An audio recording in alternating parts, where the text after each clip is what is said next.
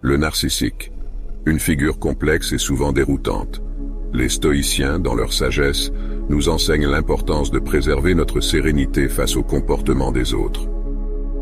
Face à un narcissique, l'art de l'indifférence est notre bouclier. En ne laissant pas leurs actions égocentriques perturber notre équilibre, nous conservons notre paix intérieure malgré leur quête incessante de validation. Imaginez une personne dont le discours tourne constamment autour d'elle, qui semble aveugle aux besoins et sentiments des autres. C'est le narcissique. Sa préoccupation majeure, lui-même.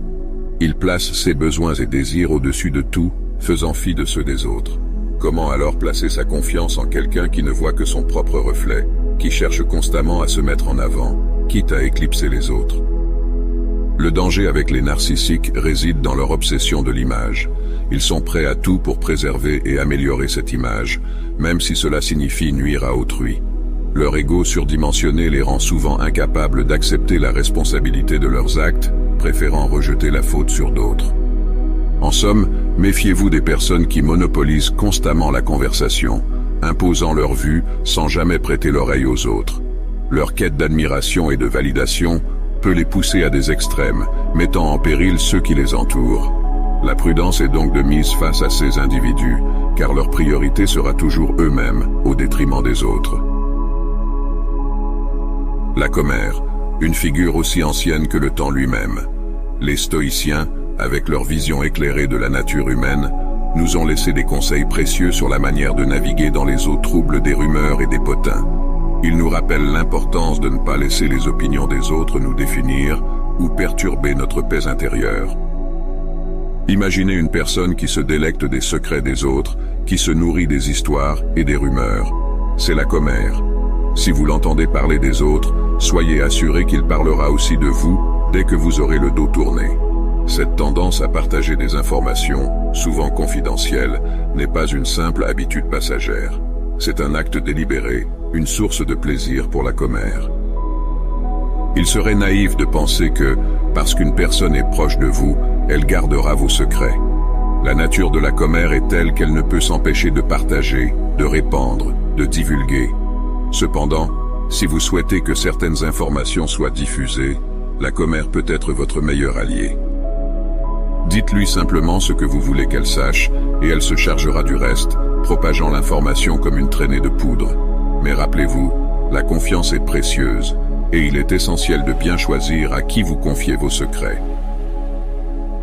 Le troisième type est celui de la personne qui sait subtilement comment vous irriter. Le stoïcisme, dans sa profonde sagesse, nous encourage à l'autoréflexion face à ces individus. Au lieu de succomber à une réaction émotionnelle, il est préférable de prendre un moment pour réfléchir à la manière dont nos propres perceptions et états d'esprit peuvent influencer notre ressenti. Il est naturel de se sentir agacé ou irrité lorsqu'on est submergé par le stress ou les défis de la vie quotidienne. Cependant, si, dans un état d'esprit plus apaisé, une personne parvient toujours à vous irriter, il est probable qu'elle utilise des techniques subtiles pour jouer avec vos émotions. Ces individus savent comment insinuer des doutes dans votre esprit, vous déstabiliser avec des commentaires ou des gestes discrets, au point que vous ne parvenez pas toujours à discerner leurs manœuvres. Certains trouvent un plaisir malsain à agir de la sorte. Ils lancent des piques discrètes, des remarques déguisées, qui ont le pouvoir de vous perturber. Il est donc essentiel d'être vigilant face à ces manipulations. Si une personne réussit constamment à vous irriter, elle est probablement en train de vous manipuler de manière subtile, et il est crucial de reconnaître ces signes pour ne pas tomber dans son jeu. Le quatrième type est celui des personnes indécises. Le stoïcisme, dans sa sagesse intemporelle, nous rappelle l'importance de nous concentrer sur ce que nous pouvons maîtriser, nos propres choix et actions. Les personnes indécises posent un véritable défi en matière de confiance. Comment placer sa confiance en quelqu'un qui semble constamment en équilibre sur le fil du doute, incapable de prendre une décision ferme? L'indécision chronique est souvent le reflet d'un manque de confiance en soi. Si une personne est perpétuellement hésitante, incapable de définir une trajectoire claire pour sa vie, mais ne partez pas tout de suite, l'exploration n'est pas terminée. J'ai encore deux autres profils de personnes à vous présenter. Le 9e type est celui des personnes constamment en proie à des problèmes. Les stoïciens nous rappellent l'importance de prendre en main nos choix et nos émotions, plutôt que d'attribuer nos malheurs à la malchance ou aux circonstances extérieures. Ces individus semblent être perpétuellement entourés de tourmentes et de complications. Ils se dépeignent souvent comme des victimes de la vie, où chaque jour apporte son lot de malheurs. Ils se lamentent, se demandant pourquoi tout leur est si difficile, pourquoi ils semblent être les cibles privilégiées de la malchance.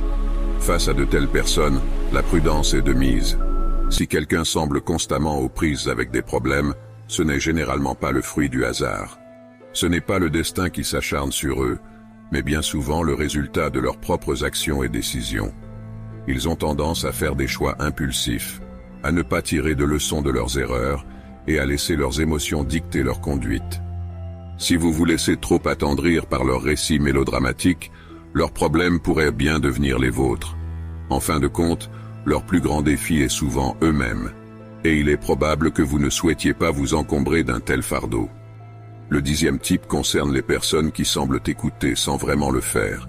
Le stoïcisme nous enseigne l'importance de l'affirmation de soi et de la recherche d'échanges authentiques et enrichissants. Qui n'a jamais été face à quelqu'un qui, tout en hochant la tête, répond par un vague « oui je vois », sans réellement s'impliquer dans la conversation? C'est non seulement décevant, mais cela peut aussi donner le sentiment d'être négligé. Il est d'autant plus frustrant lorsque ces personnes dominent la conversation avec leurs propres histoires, mais dès que vous tentez de partager la vôtre, leur attention semble s'évaporer. Elles peuvent techniquement vous entendre, mais leur esprit est ailleurs. Une vraie conversation nécessite une écoute attentive des deux côtés. Si vous vous retrouvez en compagnie d'une telle personne, celle qui ne semble pas vraiment engagée dans l'échange ou qui se laisse facilement distraire, n'hésitez pas à reprendre la main. Il n'est pas nécessaire de poursuivre une conversation à sens unique. Si vous ressentez un manque d'intérêt de leur part, il est tout à fait approprié de conclure l'échange. Votre temps est précieux et il mérite d'être partagé avec des personnes qui apprécient réellement ce que vous avez à dire.